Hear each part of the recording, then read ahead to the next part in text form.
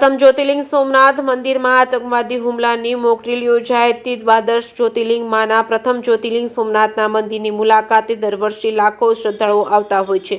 શ્રદ્ધાળુઓની સલામતી અને આગમચેતીના પગલાંની ચકાસણી માટે સોમનાથ મંદિર પરિસરમાં મોડી રાતથી વહેલી સવાર સુધી આતંકવાદી હુમલાની સઘન મોક ડ્રીલ યોજાઈ હતી। નેશનલ સિક્યુરિટી ગાર્ડ સાથે પોલીસ વિભાગ, આરોગ્ય, ફાયર સહિત વહીવટીતંત્રના સંબંધિત વિભાગ અને સોમનાથ ટ્રસ્ટના કર્મચારીઓના સંયુક્ત પ્રયાસો સાથે યોજાયેલી આ મોક ડ્રીલમાં આતંકવાદી હુમલા સમયે સાવચેતીના પગલાં ચકાસવા અંગે બ્લેકઆઉટ સહિતના તમામ તબક્કાઓ આવરી લેવામાં આવ્યા છે। વહેલી સવાર સુધી ચાલેલી આ મોક ડ્રીલમાં મંદિરમાં કોઈપણ પ્રકારની કટોકટીની પરિસ્થિતિ સર્જાય તો કઈ રીતે શ્રદ્ધાળુઓને બચાવી શકાય, વિવિધ વિભાગોના સંકલનથી ત્વરિત પગલાં લેવા અને સોમનાથ મંદિરના મુખ્ય દ્વારથી દિગ્વિજય દ્વાર અને હમીરસિંહ સર્કલથી ગૌરીકુંડ અને લીલાવંતી ભવન, સાગર દર્શન સહિતના પેટ્રોલિંગ પોઈન્ટ, મંદિરની પાછળના ભાગમાં વોકવે પેટ્રોલિંગ તેમજ સમુદ્રી સુરક્ષા અને ગંભીર પરિસ્થિતિમાં શ્રદ્ધાળુઓને આરોગ્ય સુવિધા પૂરી પાડવા સહિતના તમામ તબક્કાનો વિવિધ સંભાવનાઓ સાથે મૂલ્યાંકન કરવામાં આવ્યું હતું।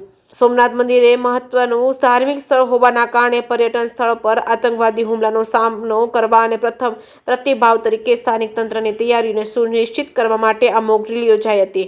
જે કે સિંહ ગુજરાતી સાથે મહેશ વાજા, સોમનાથ।